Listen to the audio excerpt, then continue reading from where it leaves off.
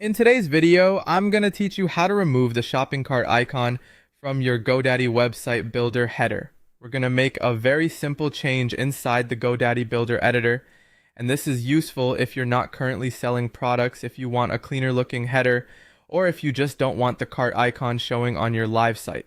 This only takes a moment, but it's important to do it in the correct place so the update appears properly.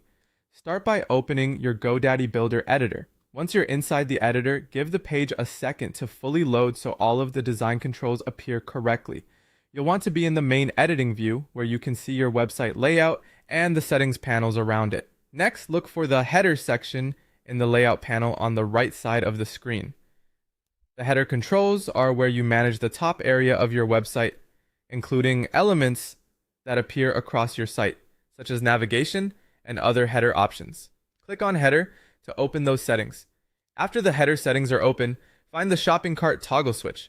The setting controls whether the shopping cart icon is visible in the header area of your website. If the toggle is currently turned on, the cart icon will appear on your site.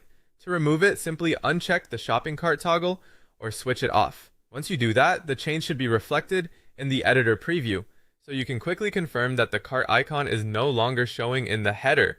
If you don't notice the change immediately, give the preview a moment to refresh and make sure you're still viewing the header area clearly.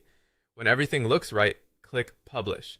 This step is essential because turning off the setting inside the editor does not update your live website until you publish the changes.